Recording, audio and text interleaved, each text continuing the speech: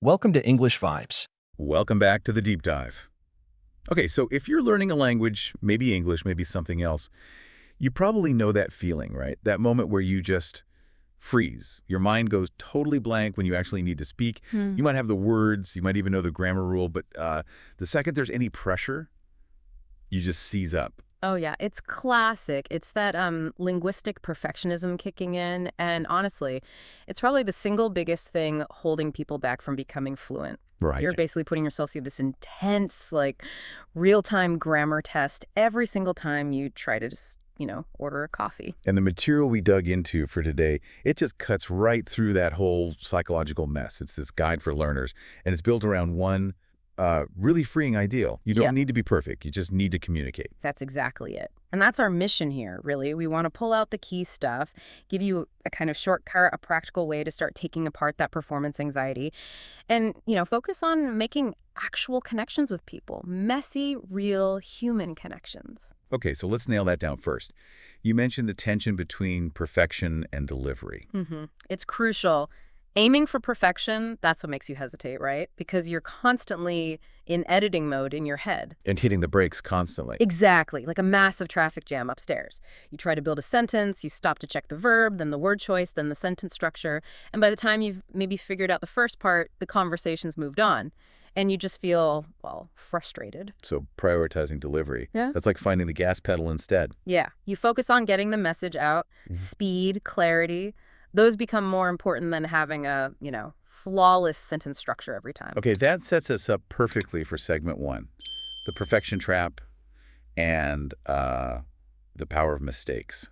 Right. So the guide really points out those specific fears, the ones that just silence learners. It's that little voice inside saying, oh, my grammar isn't good enough, or maybe my accent isn't American enough, or they won't understand me. Yeah, or the big one.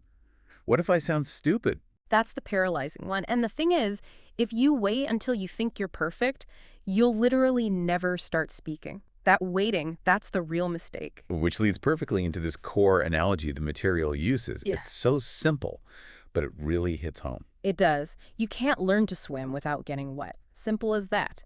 If you Yeah. just stand by the pool thinking about, I don't know, buoyancy and how your arms should move, you'll stay perfectly dry, sure, but you won't be swimming. Right. Speaking's a physical skill, too, not just mental gymnastics. You have to do it. And doing it means, well, splashing around a bit, making imperfect moves. So we need a totally different mindset. We have to see mistakes not as like proof we failed, but as essential bits of data for growth. If you mess up and someone corrects you, or maybe you just realize it later, that information actually sticks, right? Way better than just reading a rule in a book. Absolutely. And the source really drives home these two key affirmations, things listeners really need to kind of take on board. First, mistakes help me learn. And second, I grow every time I speak. Simple, but powerful if you actually believe them. Exactly. If you genuinely accept that mistakes are just tools, not something embarrassing, the whole experience it shifts instantly. Okay, so if perfection is the trap, we need a new target. Let's redefine the goal entirely. If it's not about flawless grammar, what does communication actually mean then? Is it just about facts? Good question. Communication fundamentally is just successfully getting an idea or a feeling or maybe a request across to someone else. So you both understand. That's really it. So it's not about sounding like a textbook. Not at all. We tend to mix up communication with like linguistic artistry. They're not the same. You don't need perfect sentences to make yourself understood. That's really interesting. It means you don't need like a huge vocabulary or complex sentence structures to actually succeed. You just need to be clear and It's confident. clarity and confidence, yes. And the guide shows this so well with this contrasting example. It shows how trying too hard, being too complex, can actually work against you. Okay, lay it on us. Well, imagine someone trying to ask for water, but they're aiming for, like, maximum grammatical correctness. They might say something like, could you possibly provide me with a hydration beverage, observing the necessary protocol for chilled liquid distribution? Wow. Okay. Grammatically perfect? Maybe. But Sure. yeah, completely ridiculous. And slow. Totally. Now, compare that to perfect communication. Can I have water, please? Simple. Direct. Exactly. The message is identical. But the simple way, that just needed clarity and a bit of confidence. The complicated way needed a dictionary and way too much thought. And the simpler one got the job done faster, more efficiently, and sounded, like a normal human being. Right. And the key thing there is recognizing why we sometimes default to complexity. Maybe it's trying to impress, or maybe even hiding insecurity. Could be either or both. So we need to flip that. Internalize something like, I speak to connect, not to impress. And also maybe I can actually say more with less. Yes, simple English isn't bad English. Simple English is functional. It's effective. And often, less effort for you actually means more clarity for the person listening, which is just better for everyone. Okay, that leads us straight into segment 3. Communication in practice. This is where we see it in action, right? The source gives these real-world examples. Yeah, these everyday scenarios. And they force you to ask, okay, what's the absolute minimum I need to say to get what I want? It strips away all the extra stuff. Exactly. Learners often go into these situations mentally prepping this like 10-line speech, which, as we said, just leads to freezing up. Okay, so let's take the first one. You're in a store, you walk up to the counter, you need bread. The shopkeeper says, "Can I help you?" Now, in your head, you might be scrambling, thinking about, do you have whole wheat or is it fresh? But what's actually necessary? You just need to give them the core information. Your request. Yes, I want bread, please. Boom, done. Perfect outcome achieved. Yep. No need to apologize for asking or explain why you need bread or list types you don't want. You got the objective immediately. Okay, same logic applies at the cafe. You want coffee. Again, you don't need a big preamble. What are the simple, effective ways? Well, you could go slightly more polite. Sure. Can I have coffee, please? That's great.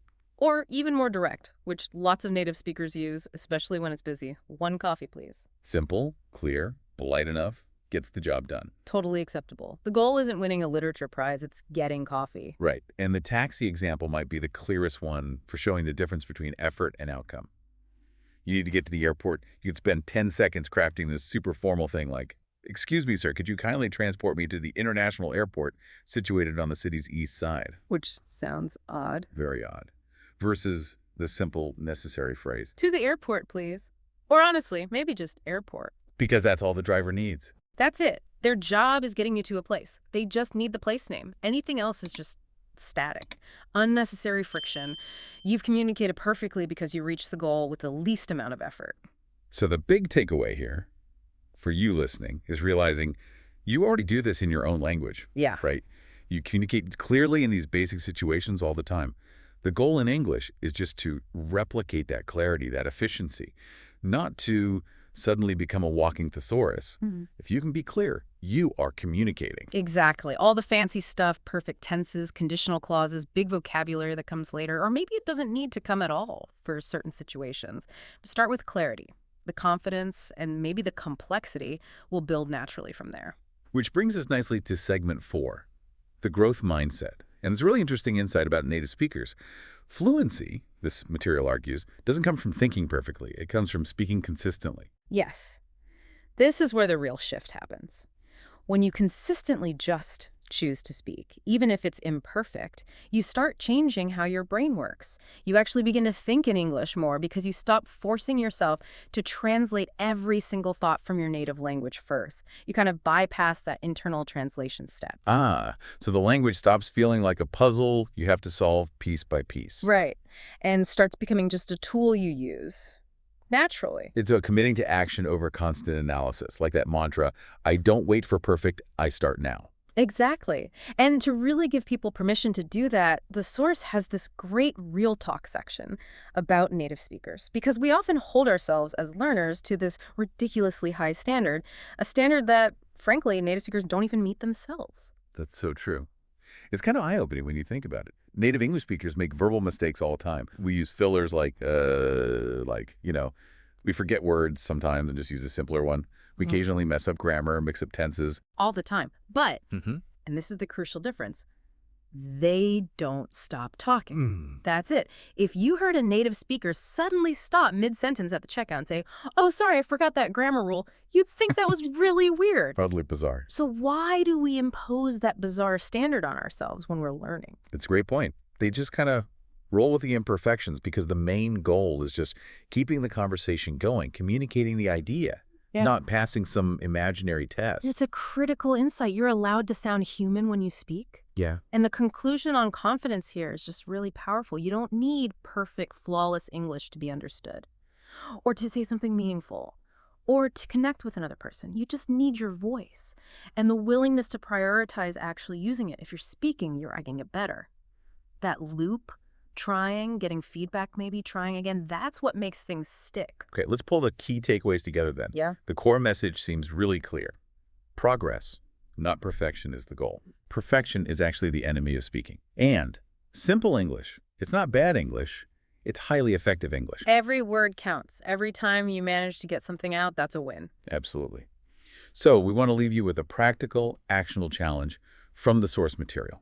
Something you can do like right away to put this into practice and start breaking down that perfection barrier. It's super simple. The challenge is, this week, just talk to one person in English. Could be anyone, a friend, a classmate, maybe a barista, a colleague, or, hey, if that feels like too much pressure right now, challenge yourself to just talk to yourself in the mirror for maybe 2 minutes. Just speak English out loud. And the key instruction here is vital. Don't obsess about the grammar. Just focus on getting your message across, sharing the main idea, even if it's just, hey, how are you? Or I'm learning English and I wanted to practice, or I like your shirt. Something small. Focus on the connection, not the correction. Connection, not correction. I like that. Yeah. Which leads us to our final provocative thought for you to chew on.